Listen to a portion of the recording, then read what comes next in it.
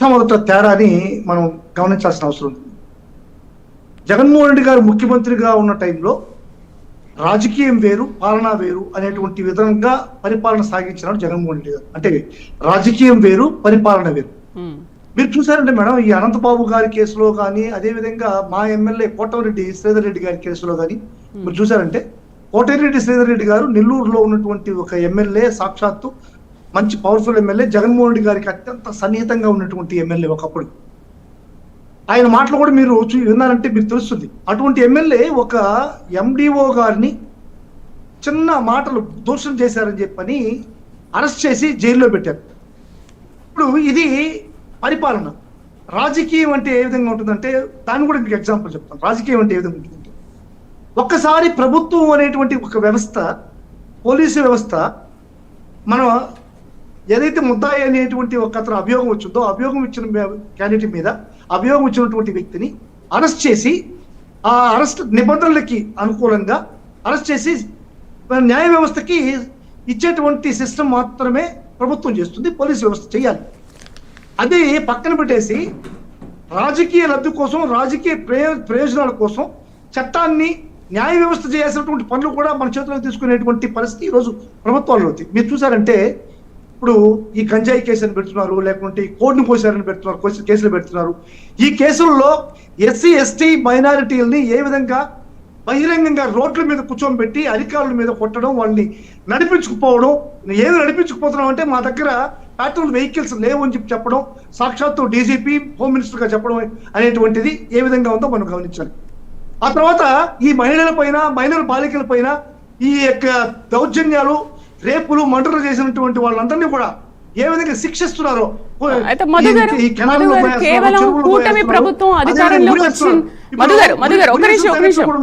ఒక నిమిషం, ఇప్పుడు కూటమి ప్రభుత్వం అధికారంలోకి వచ్చిన తర్వాత మాత్రమే అసలు అంతకుముందు ప్రభుత్వ హయాంలో ఏం జరిగాయి అనే విషయాలపైన రాజకీయ కుట్ర చేస్తున్నారంటారా, లేకపోతే మీ ప్రభుత్వ హయాంలో అసలు మీరు పరిపాలన వేరు, రాజకీయం వేరు అని అంటున్నారు కదా, మరి మీ పరిపాలనలో మీరు ఎంతవరకు రాజకీయాలు చేశారు, ఎంతవరకు పరిపాలించారు రాష్ట్రాన్ని? మీరెవరి మీద కుట్ర కొన్ని చేయలేదా? తెలుగుదేశం కార్యకర్తలు నాయకులు తప్పు చేసినా కానీ మేము ఆ తప్పుకి పోలీసు చెప్తాను, పోలీసులు న్యాయ వ్యవస్థకి ఇచ్చేసిన తర్వాత న్యాయ వ్యవస్థ తెలుసుకుంటుంది.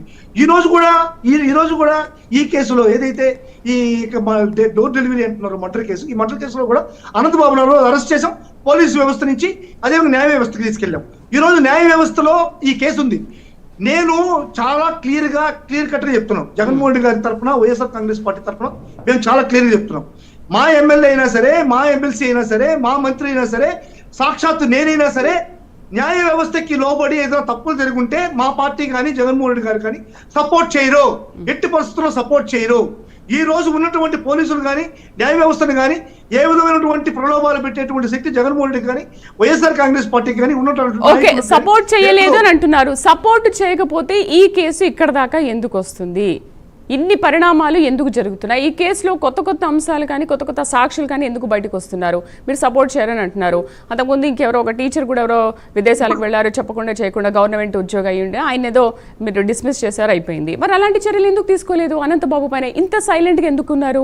ఇప్పుడు మాత్రం మీరు మాట్లాడుతున్నారే, అప్పుడు ఎందుకు సపోర్ట్ చేశారు? అప్పుడు ఎందుకు దీనిపైన సీరియస్ మీరు తీసుకోలేదు? అనంతబాబు విషయంలో క్లియర్ గా ఆయన మా ఎమ్మెల్సీ అయినప్పటికీ కూడా ఆయన పైన వచ్చినటువంటి అభియోగం వల్ల ఖచ్చితంగా ఆయన అరెస్ట్ చేయాలని చెప్పిన రోజు జగన్మోహన్ రెడ్డి గారు అరెస్ట్ చేశారు. ఆయన పేరు తప్పించేసి ఆయన చేయలేదో, లేకుంటే ఇంకెవరో వ్యవస్థలు వేరే ఎవరు చేసి ఉంటే అప్పుడు అనంతబాబు గారి పేరు తప్పించేశారు, జగన్మోహన్ రెడ్డి గారు కుట్ర చేశారు అనొచ్చు. సాక్షాత్తు అనంతబాబు ఎమ్మెల్సీ ఉన్నటువంటి వ్యక్తి పేరు పెట్టారు కదా, పెట్టినప్పుడు దీంట్లో ఇంక వేరే మతలబే ఉంది. ఆయన పేరు తప్పించి ఉంటే జగన్మోహన్ రెడ్డి గారు ఏదో కుట్ర చేశాడు, ఆయన పేరు తప్పించుకుని అనొచ్చు. ఆ విధంగా చేయలేదు కదా. వేరే ఏదైనా పేర్లు ఉంటే కొత్తగా వెలుగులోకి వస్తే ఖచ్చితంగా మీరు చట్టపరంగా, న్యాయపరంగా దాన్ని తీసుకునేటువంటి చర్యలకు మేము వైఎస్ఆర్ కాంగ్రెస్ పార్టీ ఎప్పటికీ కట్టుబడి ఉంటుంది. దీంట్లో ఏ విధంగా మార్పు లేదు. ఒకటి మేడం, ఇప్పుడు సాక్ష్యాలు తారుమారు చేయడం కోసం, వాళ్ళకి లబ్ధి చేకూర్చడం కోసం లక్ష రూపాయలు ఇచ్చారు అని చెప్పి నలుగురు వ్యక్తులు పోయి కోర్టులో పోయి 4 లక్షల రూపాయలు సబ్మిట్ చేయడం అనేటువంటిది ఇది ఫ్యాబ్రికేటెడ్.